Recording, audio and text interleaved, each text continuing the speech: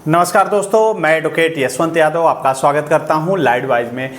आज एक खबर मिला, एक हमारे क्लाइंट थे, कहीं से हमें फ़ोन आया, बताया सर रिकवरी एजेंट इतना परेशान कर दिए हैं कि जो उनके जानने वाले थे, जो हमारे क्लाइंट थे या सब्सक्राइबर थे, जो भी रहे हों, तो उन्होंने बताया सर उन्होंने रिकवरी एजेंट इतना डरा दिए, इतना हरास कर दिए, इतना परेशान कर दिए कि उन्होंने आत्महत्या तक कर ली।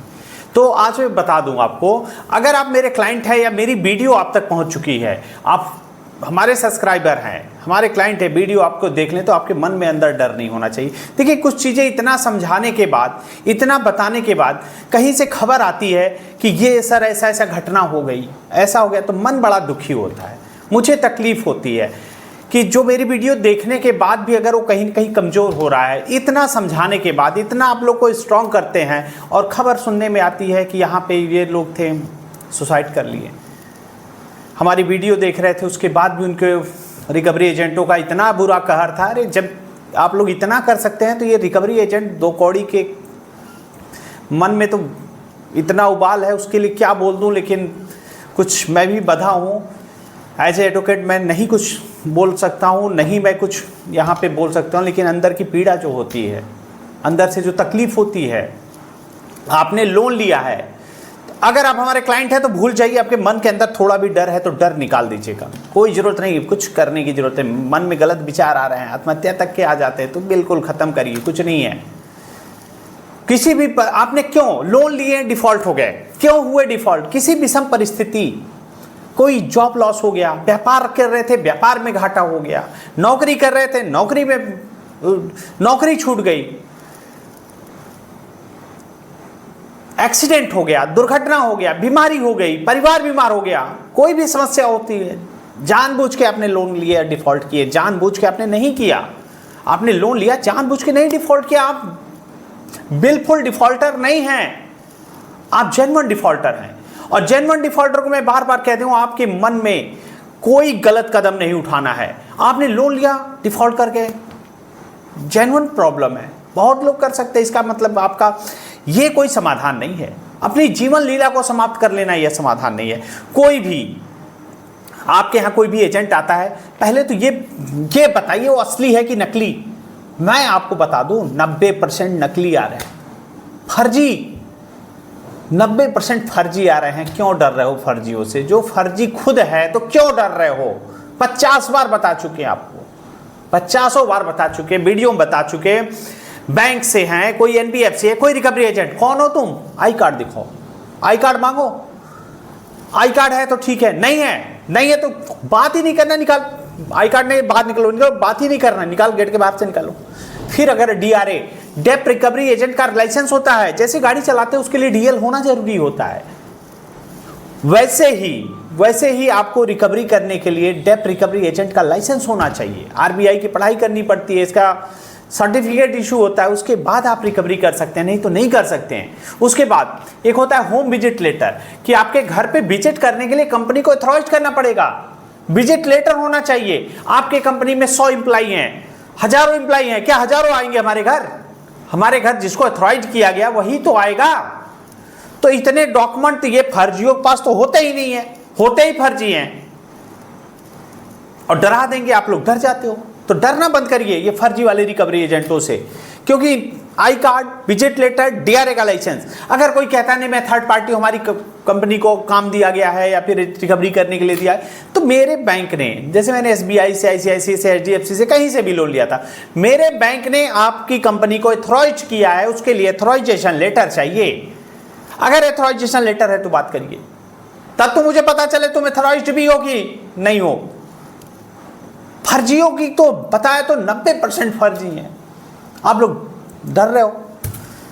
तो लोन लेना अपराध नहीं है, और लोन की ईएमआई न चुका पाना भी अपराध नहीं है।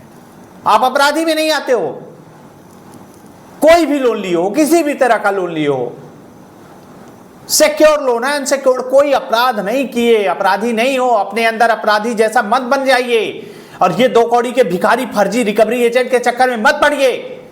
इतना समझाने के बाद भी आप लोग को समझ में नहीं आ रहा है, आप डर रहे हो, तो अपने अधिकार को जानो। मैं तो समझा सकता हूं, आपको बता सकता हूं, नोटिस दे सकता हूं, रिकॉल नोटिस आए, डिमांड नोटिस आए, आर्बिट्रेशन नोटिस आए, जो नोटिस आए नोटिस का रिप्लाई कर सकता हूं।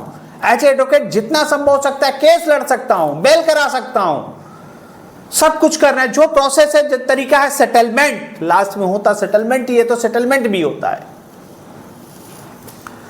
और जो लोग, मैं ये भी बता दूं, जो लोग मुझे डराते हैं, मेरे ऊपर दबाव बनाते हैं कि ये सब काम बंद कर दीजिए, तो नाम यशवंत यादव है, एडवोकेट यशवंत यादव ऐसा कुछ नहीं करेगा। हमारे क्लाइंट है, हमारे सब्सक्राइबर हैं, हम उनके सपोर्ट में हमेशा रहेंगे। देखिए हमारे पास जो हमारी टीम है, जो हमारे लोग हैं, जो हमारे सब्सक्राइबर हैं, जितने लोग, उनका सपोर्ट है हमारे साथ, तो मैं हटने वाला नहीं हूं, मैं डरने वाला नहीं हूं। तो भूल जाइए डराना किसको है। तो अब मैं क्या बताऊं, यहां पे थोड़ा मन दुखी है मेरा। कभी भी देखिए, लोन लिए हैं, डिफॉल्ट कर गए, क्या करना है आपको? लीगल प्रायर नोटिस कंपनी को इन्फॉर्म करिए, जरिए रजिस्टर्ड डाक हमारे माध्यम से जाएगा, एडवोकेट के माध्यम से जाएगा, एक लीगल प्रायर नोटिस दे दीजिए कि मेरे ये क्या लिखना है, कैसे लिखना है, मैं ड्राफ्ट करके दे दूंगा, आपकी कंडीशन के हिसाब से जो करना है वो मैं कर दिया जाऊंगा। तो मैं बता दे रहा हूं आपको, कभी भी लोन लिए हैं, लोन डिफॉल्ट हो चुके हैं या होने वाले हैं या हो रहे हैं, किसी भी परिस्थिति में कंपनी को लीगल प्रायर नोटिस दे दीजिए। उसके बाद लीगल प्रायर नोटिस देने के बाद जो दिक्कत है, समस्या है, परेशानी है, जो प्रोसेस होगा आपको मैं एडवोकेट प्रोवाइड करा दूंगा, आपकी बेल करा दूंगा, आगे का प्रोसेस करा दूंगा, ए टू जेड जो भी प्रोसेस है, ए टू जेड, चाहे रिकॉल नोटिस आए, डिमांड नोटिस आए, आर्बिट्रेशन नोटिस आए, payment and settlement act section 25 का नोटिस आए, एनआई एक्ट का नोटिस आए, चेक बाउंस का नोटिस आए, या सरफेसी एक्ट 13(2) का नोटिस आए, 13(4) का नोटिस आए, या डीएम साहब का नोटिस आए, किसी भी प्रकार का नोटिस आए, जो भी नोटिस आए, नोटिस का जवाब मैं अपने एंड से दे दूंगा। बेल कराने की जरूरत पड़ती है, आपको एडवोकेट प्रोवाइड करा दूंगा, आपकी बेल करा दूंगा। लेकिन मन में अगर कोई गलत विचार आ रहा है और आप हमारे क्लाइंट हैं, तो विश्वास मानिए, एक बार बात कर लीजिएगा, आपके अंदर के डर को समाप्त कर देंगे। और ये सब बातें सुनने में आती है कि ये यहाँ पे ऐसी ऐसी घटनाएं हो गई, इतने लोग लोन से डिफॉल्ट हुए थे, एक्सपायर कर गए, नहीं मर गए, आत्महत्या कर गए। तो ऐसा गलत कदम बिल्कुल मत उठाइए। अगर आप हमारे क्लाइंट हैं तो आपको तो जो जिसके पास वीडियो जारी है, हमारा नंबर है, आप हमसे संपर्क कर लीजिए। कोई भी गलत कदम उठाने से पहले आप अपने परिवार को सोच लिए। जब आपके परिवार, आप नहीं रहोगे तो आपके परिवार का क्या होगा? दुनिया तो चलती रहेगी, आपके परिवार के ऊपर कितना बर्डन पड़ जाएगा। सबसे ज़्यादा दुखी हो वही लोग हैं जो आपके नज़दीक हैं। आप आज सेटलमेंट एक दिन में नहीं होता, एक दिन जरूर हो जाता है। मैं बार बार कह रहा हूं, एक दिन जरूर हो जाता है, हो जाएगा। लोन के डिफॉल्टर हो, क्यों परेशान हो? लोन ही तो लियो, अपराध किए हो क्या? अपराधी हो, जेल होगी। जेल का तो प्रावधान नहीं है। Payment and settlement act section 25 same day bail हो जाएगी, एक सेम डे बेल हो जाएगी। एडवोकेट मैं प्रोवाइड करा दूंगा।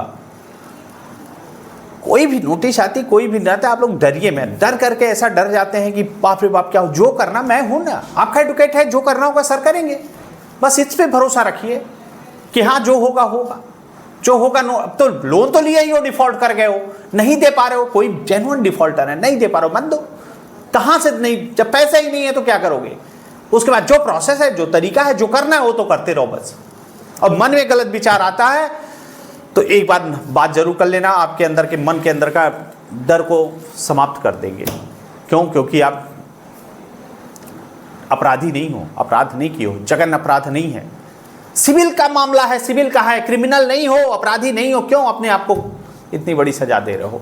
कोई भी हमारा क्लाइंट हो, सब्सक्राइबर हो, कुछ ऐसा मन में गलत विचार आ रहा है, हमारा नंबर है, हमसे संपर्क कर लीजिए।